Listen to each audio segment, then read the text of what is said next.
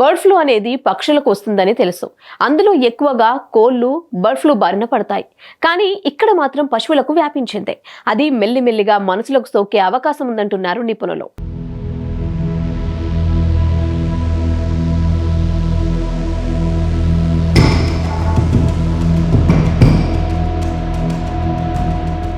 తాజాగా అమెరికా ఆవులకు కూడా బర్డ్ ఫ్లూ సోకింది.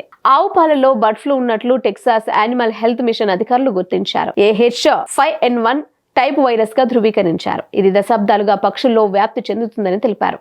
ఇప్పుడు అప్గ్రేడ్ అయి పశువులకు సోకిందని, మనుషులకు కూడా సోకే అవకాశం ఉందని గుర్తించారు.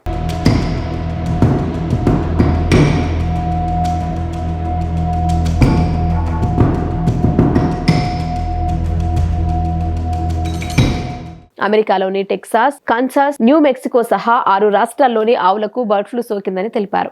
ఈ వైరస్ జంతువుల నుంచి మనుషులకు సోకే ప్రమాదం ఉందని, ప్రజలకు అత్యంత చేరువగా వైరస్ వచ్చిందని పేర్కొంటున్నారు. వైరస్ కారణంగా ఆవుల్లో పాల దిగుబడి తగ్గుతుందని చెప్పారు. పౌల్ట్రీలలో బర్డ్ ఫ్లూ వ్యాప్తి చెందుతున్న పొలంలో మేకలకు వైరస్ ఉన్నట్లు నిర్ధారణ అయిందని మిన్నెసోటా అధికారులు ప్రకటించారు. వారం తర్వాత ఇది ఆవులకు సోకిందని వెల్లడించారు. దీనిని అత్యంత వ్యాధికారక ఏవియస్ ఇన్స్పాలియన్సా అని కూడా పిలుస్తారని తెలిపారు.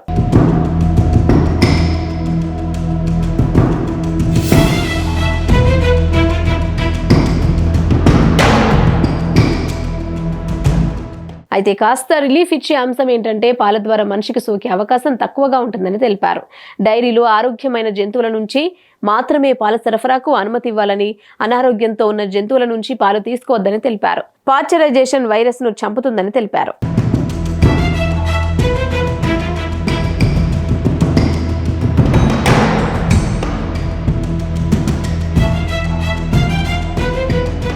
ఇదిలా ఉంటే bird flu H5N1 type A ఆవులకు సోకడం ఇదే తొలిసారి అని అక్కడి వైద్య వర్గాలు వెల్లడించాయి. బద్ధకం, ఆకలి లేకపోవడం వంటి లక్షణాలు ఆవుల్లో కనపడటంతో వైరస్ బారిన పడిన సంగతి గుర్తిస్తున్నామని, దీంతో పాల ఉత్పత్తిని తగ్గించామని రైతులు చెప్తున్నారు. Hit TV presents like, share, comment. TV వాళ్ళకు కూడా నేను ఒక సర్ప్రైజ్ ఇద్దాం అనుకుంటున్నాను. మీరు మాత్రమే జెస్సీ ఎందుకు అయ్యారు? ఇలాంటి అమ్మాయిలకి పిలవడానికి బాగుంటుంది. చందు సాయికి like you and have a జనాలకి ఒక పేరు నచ్చిందంటే దీనికి ఒక ప్రాసెస్ ఉంటుంది. ఎందుకు ప్రాసెస్ డైరెక్ట్‌గా వెళ్ళిపోదాం. ఏదైనా ఒకటి మర్చిపోయినావా నువ్వు? మర్చిపోయినా మేడం. ఏం మర్చిపోయావు? నా గుండె.